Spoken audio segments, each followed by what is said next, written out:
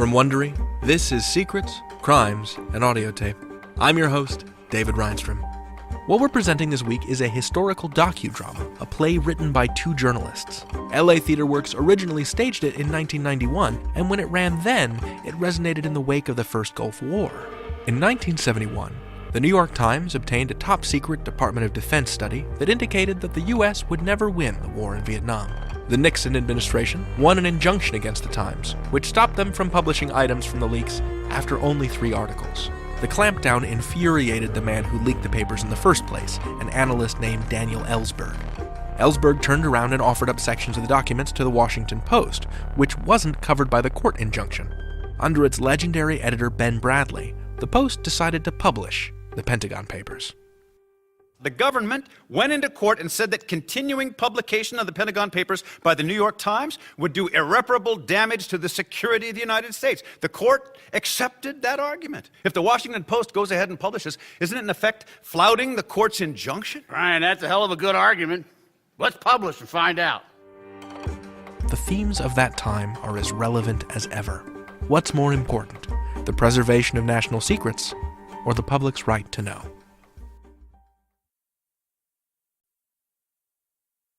And now, part 1 of Top Secret, the battle for the Pentagon Papers. And it's 1, 2, 3, what are we fighting for? One South Vietnamese leader who received attention in the Pentagon documents, General Nguyen Cowan, who headed the Saigon government in 1964. Cowan had a rocky political career, repeatedly gaining power and then losing it. But in August 1964, Defense Secretary Robert McNamara toured South Vietnam with Cowan, gave him Washington's ringing endorsement. The position of my government is clear. We fully support General Cowan. We fully support his government. We fully support the people of South Vietnam. We are prepared to furnish whatever economic aid, whatever military training and logistical support, whatever military equipment is required, in whatever quantities are required, and for as long as that is required. Hello. I'm Catherine Graham. It is now more than 35 years since the events you'll see depicted here, events which had such a profound impact on our nation, our newspaper, as well as on my own life. It was June 1971. I was still getting my sea legs as publisher of the Washington Post, a daily which my father purchased at a bankruptcy auction in 1933, and which was published by my husband until he ended his own life. June is a time for weddings. In Washington, glorious weather, roses in bloom. And no wedding that year promised to be more newsworthy than the marriage of President Nixon's daughter Tricia to a Harvard-trained lawyer by the name of Eddie Cox. Now, our editors at the Post had assigned a talented but somewhat sharp-penned reporter to cover the event. She had once compared Tricia to an ice cream cone. Vanilla. Frankly, I'm not sure I would have wanted her to cover my own daughter's wedding, but when the White House barred her from the event, claiming that she had crashed a reception for their other daughter some years earlier in New York, I was drawn into the story. Apparently, the White House didn't want the episode to get out of hand, so for the first and only time during his years as President Nixon's chief of staff, H.R. Haldeman called me directly. Now, I know that I would have handled all of this very differently later on, but at the time, I was still learning what it means to be a publisher, and I wanted to avoid confrontation. Well, all of my sweet talk didn't work. We were banned from the wedding that Saturday. And despite intermittent showers, President Nixon managed to walk his daughter down the staircase, past the columns of the south portico, out into the rose garden.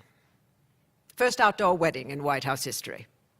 Coincidentally, I was at another rain-interrupted wedding that Saturday, the marriage of Jimmy Reston, the son of the great New York Times editor and reporter Scotty Reston. While there, I learned that the New York Times had access to another and far more important story that would appear on the front page of the paper the next day. Scotty told me that the New York Times would be publishing a series of articles about the super-secret history of the decision-making that led us into the Vietnam War. It had been commissioned by my friend, Bob McNamara, in 1967, while he was still Secretary of Defense, to help future scholars understand what had happened and why. We had been scooped by the New York Times on a bombshell of a story, which drove our editor, Ben Bradley, wild with competitive envy. He wanted the Washington Post to be every bit as important as the New York Times, and frankly, so did I. And of course, he hated it when we had to rewrite stories that had been published first elsewhere. Well, the story appeared Sunday morning, front page of the New York Times, right next to their story about Trisha's wedding.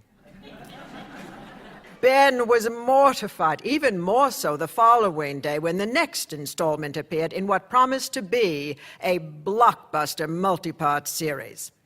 Monday night, I had dinner in New York with some friends, among them Abe Rosenthal, the editor of the New York Times. Over a glass of wine, Abe told me that the New York Times had just received a call from Attorney General John Mitchell threatening to take them to court if they published again the next day. Well, sure enough, the Times published third installment Tuesday morning, and as we at the Post continued to play catch-up, we were almost as angry as the folks in the White House. At the time, I really couldn't understand why Nixon cared so much about these documents that were several years old, some older than that, and seemed likely to embarrass the Democrats. But a couple of years later, thanks to Watergate, we learned that President Nixon had been taping his own White House meetings. We were able to listen in on what he was thinking and saying with his top aides. We could even listen in on a conversation in the Oval Office between President Nixon over lunch, June 15th, 1971, with Attorney General John Mitchell. Well, John, I hope you had some time off, that they didn't bother you to death with Kent State and all that. Did you do any fishing? We fished, and we went out in the boat with BB a couple of times. Oh, good, fine.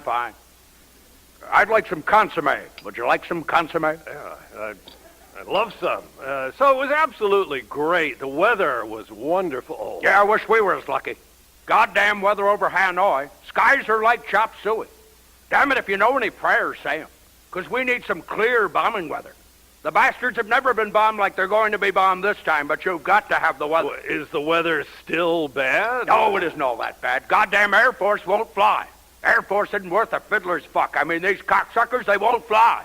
Are the Navy pilots as bad? No, they're better, but they're all under this one command that's all screwed up. Weather will clear up. It's bound to. And when it does, we'll give them hell. And there are a lot of brave guys, John, you've got to say.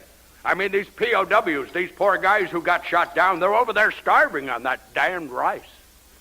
How's your consomme? Quite good, thank you. Too damn salty. All right, what about the New York Times situation? Well, as you know, we're waiting for the judge's decision in New York on our request to stop the Times from publishing further excerpts from the Vietnam Papers. If that works, we're going to start looking at criminal action. We got to stop these goddamn leaks. Christ's sakes, it's treasonable. I don't give a damn about the stuff in the Vietnam Papers. Yeah. That all happened under the Democrats. Might even be a plus. Yeah. But it makes my blood boil to have the goddamn newspapers printing stolen government documents. It's an outrage. We've got to ferret out those leakers, too. They are the lowest vermin. Let's get this guy who leaked the Pentagon material and tell Ron Ziegler to freeze out the Times completely. Oh, here he is now. Ron, we were just talking about you. Mr. President, I thought you'd like to know that Judge Gerfine slapped a restraining order on the New York Times this afternoon, barring them from printing any more of the Vietnam Papers pending a hearing. Good for him. I told you that judge was a good man. Great. Now we can move. I'll start right now to get a grand jury convened to seek criminal indictments against the Times. And, Ron, the New York Times is finished in the White House. No one but me and you even talked to those bastards. Do I make myself clear? Absolutely, Mr. President. If those guys are aching for a fight, we'll take our gloves off, too. We're going to go after the whole crowd. Wonderful. When the court stopped the New York Times from printing, Ben Bradley was determined to track down a copy of the papers and seize the story for the Post. Technically, the Post wasn't covered by the court's injunction, but of course, Ben knew the government would be after him, guns blazing, if they suspected for a moment that he planned to pick up where the Times left off. So early on the morning of June 17th, 1971, Ben secretly summoned a group of his top reporters to his lovely townhouse in Georgetown, where they awaited the arrival of one of their colleagues with the contraband material. Now, almost no one else on the Post staff knew what was happening, other than our managing editor, Gene Patterson, who kept calling Ben, trying to make sure he would really be able to come up with a series of stories for the next day's paper.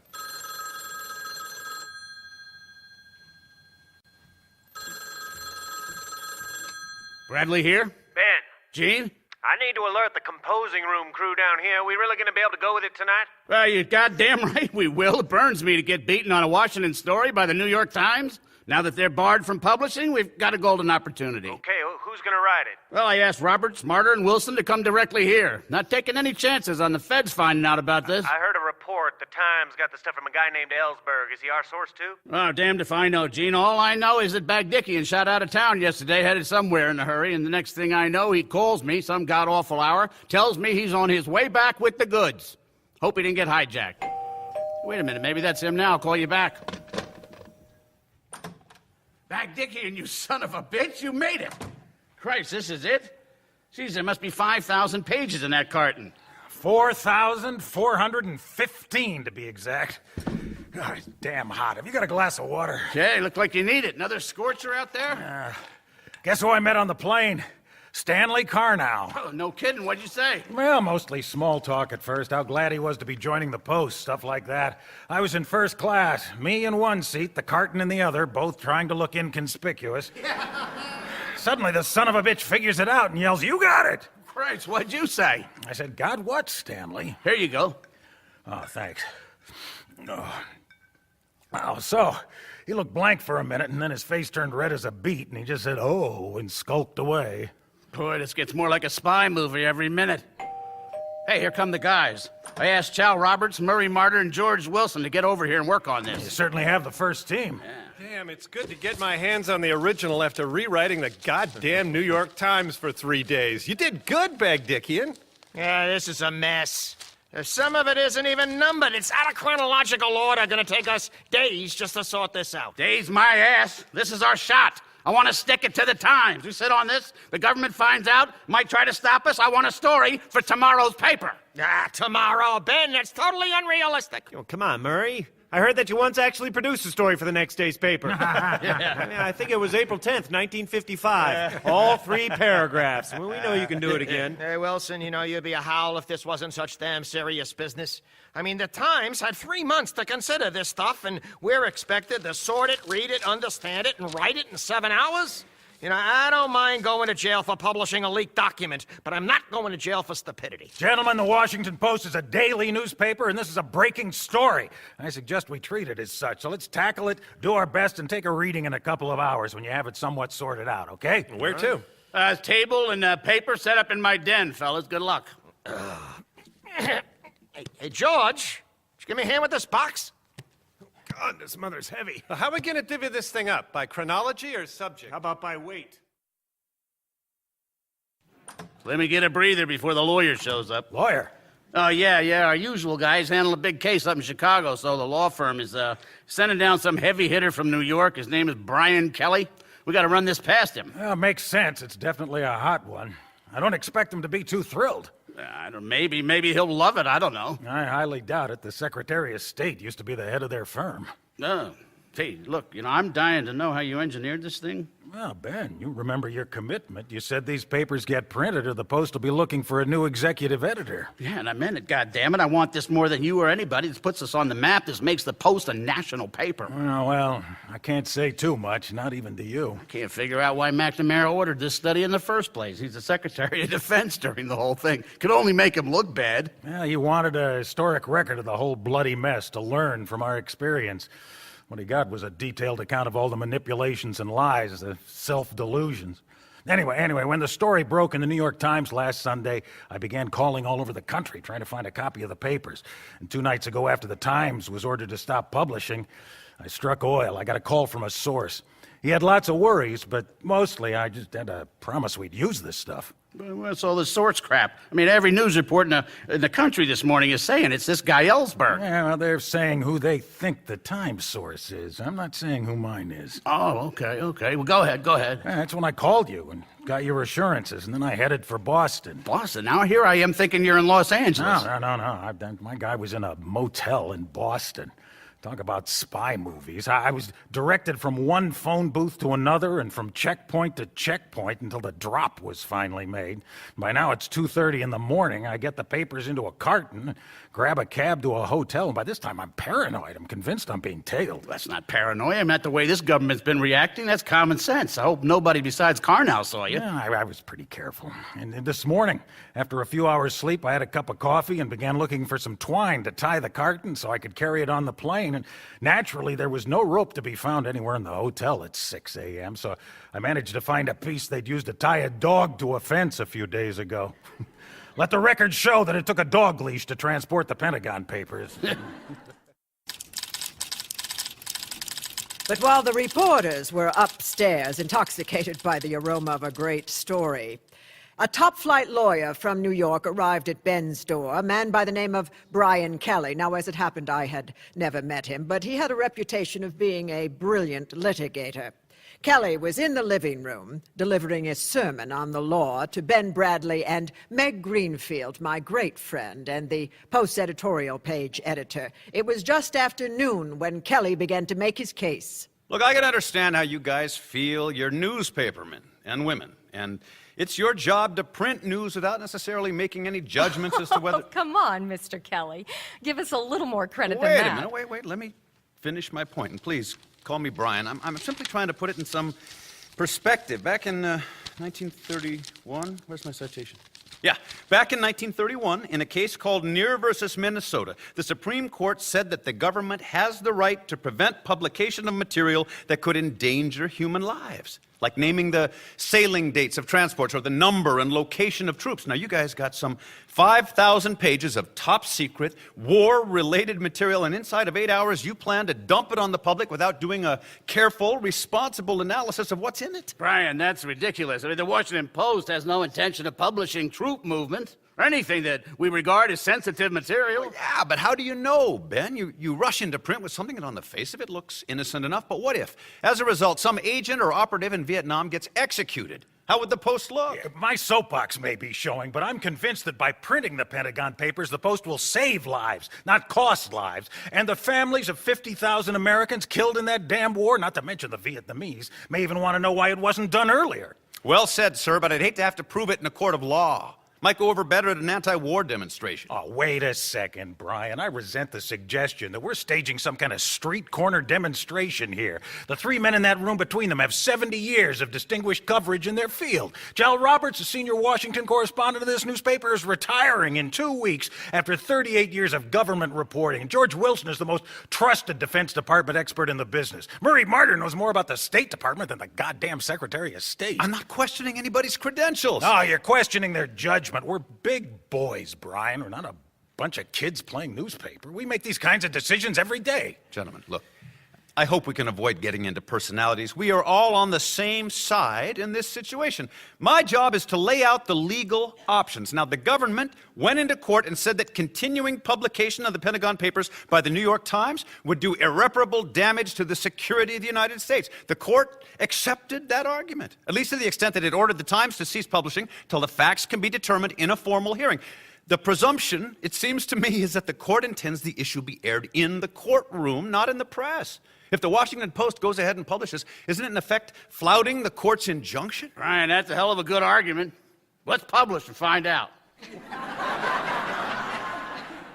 I confess that I have trouble following the logic that suggests that because the government declares something off limits, all newspapers should just fall in line like a bunch of Marines? That's one hell of a precedent. Yeah, besides, the way our first story's lining up, the events we're writing about all took place in the 50s. Nothing sensitive about that. Oh, come on. If it's not sensitive, why has the U.S. government chosen to keep it secret for 20 years? Brian, that's positively naive. Look, the government labels practically everything top secret, including the menu at the Pentagon cafeteria. And then it leaks it selectively as it serves its purpose. Without leaks, both the government and the press might as well close up shop. It's an intimate, symbiotic relationship. Brian, let me relate a personal experience, huh? I covered Jack Kennedy in the 60s. You remember his big summit with Khrushchev? Sure. Well, it was a disaster. And as a result, the administration labeled everything connected with the dialogue top secret, off limits. But Jack was interested in getting out the fact that Khrushchev had agreed to relax some arms restrictions on mutual arms inspections. It was a victory of sorts. So he arranged for me to get a hold of that part of the file. And that was a scoop for me. Propaganda coup for him. Ben, that was a totally different situation. That was the president exercising his right to declassify a document. Oh, it doesn't matter whether it's the president or the director of federal fisheries.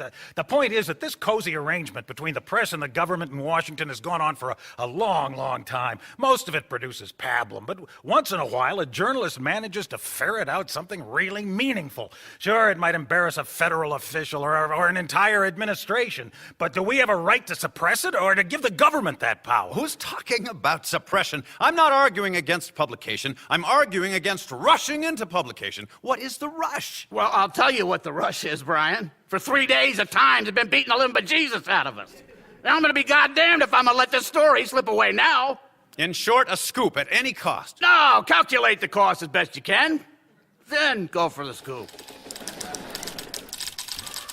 Hey, listen to this. I found an incredible passage about Diem's assassination. It seems the Kennedy administration was involved in the 1963 coup all the way up to its eyeballs. What are you talking about? I thought JFK liked Diem. So he did. And so did some of the other top people in the administration. General Harkin, our top field commander at the time, he fired off a protest to Washington saying, here, quote, rightly or wrongly, we've backed Diem for 8 long, hard years. It seems incongruous now to get him down, kick him around, and get rid of him. Harkin sent that telegram on October 30th, 1963. Thursday, day before the coup. Right. Only listen to this. It seems that our ambassador, and probably the rest of the administration, were helping the plotters. Well, here's a telegram from McGeorge Bundy in the White House to Ambassador Lodge. Once a coup under responsible leadership has begun, Bundy says, it is in the interest of the U.S. government that it should succeed. So Jack Kennedy actually helped overthrow Diem? It seems he sure as hell didn't stop it. Fritz, how was your flight? The usual Eastern shuttle luxury. Brian, you know Fritz Beebe, of course, the chairman of the Post Company. Hey, Brian. Hey. So who's the kid out in the steppe selling lemonade at 10 cents a shot? Oh, that's my 9-year-old capitalist, Marina. Oh, great, great. Well, if the Post gets shut down, the Bradley family can always switch to the soft drink business. Not at her prices. I told her to charge 25 cents a glass, but she's already a bleeding heart liberal. Ben, Chal has a start. Hey, great, Chal. Let's see. Well, it's early stuff, but I think it's interesting. It shows that we were tampering with their politics as far back as the 50s. Shouldn't we start with something a little more current, No, not necessarily. This sets up the entire series. Don't worry, it'll build. Okay, we'll keep churning it out. You know, it's after 3 o'clock. I'll get back to it. Ben, there's another issue to consider here. Espionage. What? Look, even if the court lets us go ahead and print, the government can still bring criminal charges against the Post under the Federal Espionage Act. Which says what? It's part of the Criminal Code, Section 793E. Here it is. Let me read it to you. Whoever has unauthorized possession of information relating to the national defense, which information the possessor has reason to believe could be used to injure the United States, and who willfully communicates that information to anyone not entitled to receive it, shall be fined not more than $10,000 or imprisoned not more than 10 years, or both. No problem, okay? One, the Post has no reason to believe it has harmful information. And two, if we did, and it was really harmful, well, we wouldn't print it. Come on, Ben, the truth is you don't know what you've got, and you skip point 3, unauthorized possession. The news accounts say the papers were stolen. That's a consideration here, too. Well, you never reveal your sources. That's an old newspaper tradition. Well, I know that. Naive I'm not, but I'm convinced the government can make a substantial criminal case against you if something damaging slips into the newspaper. They've already waved the espionage flag at the New York Times. So who goes to jail? Maybe you, for starters. Well, if that's espionage, then every top official in this administration, every top reporter, editor in the country will be there with me for divulging this kind of stuff all the time. Hey, why don't you fellas go on in my kitchen? There's some sandwiches in there. Let me talk to Fritz for a few minutes. It's a good idea. I haven't had anything to eat for 2 days. Ben, you're not really taking this seriously, are you? Well, at the rate that I'm paying this guy, I'm at least going to listen to what he has to say. But it's insane. He has no idea how the system works. Yeah, he's not the key. He's not the key. BB is, so let me talk to him. Okay. So how about a drink, Fritz? Yeah, lemonade and scotch, my favorite drink.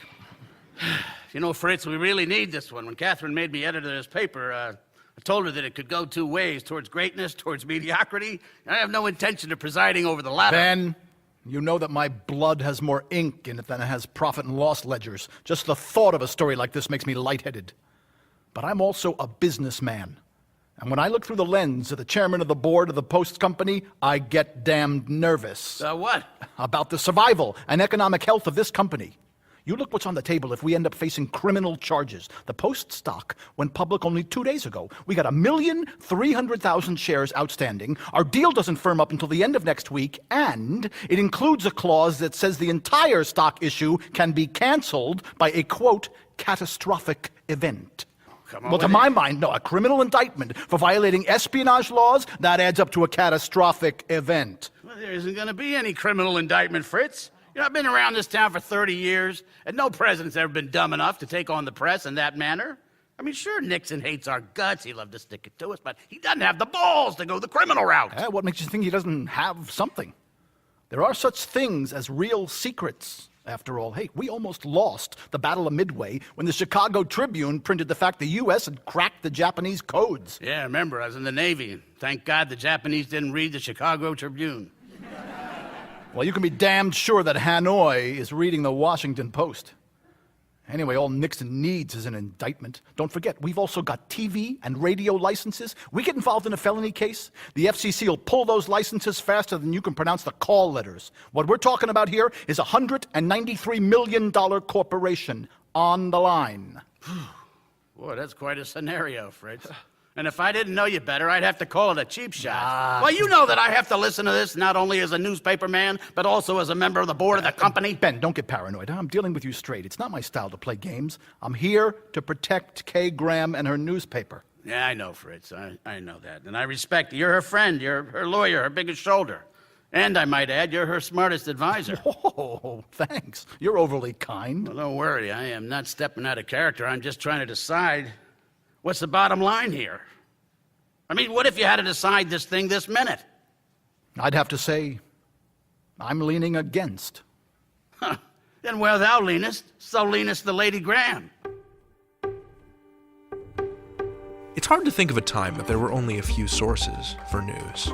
Many of you can remember, though some of you can only imagine, what it was like when we got our news from 3 networks and a few highly regarded newspapers. When a newspaper ran something, it was true. In 1970, Americans trusted the federal government to do what was right about 50% of the time. By 1973, that number was down to about 30% of the time. That trust in government number has seen some ups and downs since Nixon, but today, that number hovers just under 20%. Stay tuned for scenes from the next episode of Secrets, Crimes, and Audiotape. You can go ahead and kill this story if you want. That's your right. But it's my right to resign from this newspaper and make a public statement explaining why. If we fail to publish, we're coming down on the government side against the Times. I mean, it's going to look like the Washington Post is endorsing prior restraint as a legitimate weapon against the press.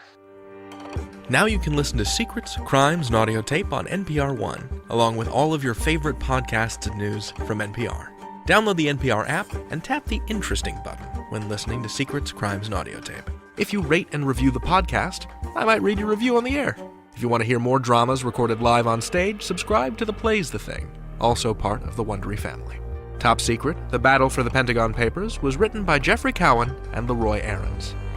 In alphabetical order, the actors were Diana Dare as Meg Greenfield, Beau Foxworth as George Wilson and Gene Patterson, John Getz as Ben Bagdickian, James Gleason as Murray Martyr and Judge Martin Peel, Gregory Harrison as Brian Kelly, John Hurd as Ben Bradley, Raphael Sbarge as Robert Mardian and Ron Ziegler, Russell Soder as Darrell Cox and others, Susan Sullivan as Katherine Graham, Peter Van Norton as Fritz Beebe and Henry Kissinger, Tom Virtue as Dennis Doolin and President Nixon, and Jeffrey Wade as Attorney General John Mitchell. Sound effects by Diana Dare. Assistant producers Brendan Fox and Jennifer Brooks. Sound designer Lindsay Jones. Recording and mixing engineer Mark Holden for the Invisible Studios, West Hollywood. Our director is John Rubenstein. Podcast production for The Plays the Thing was done by Ron Lipkin. Thank you for listening to Secrets, Crimes, and Audiotape. The theme song for our series was composed by Mark Hadley. Our editor is Sergio Enriquez. Our executive producers are Jeffrey Glazer and Hernan Lopez for Wondery. Until next time, I'm your host, David Reinstrom. What's your secret?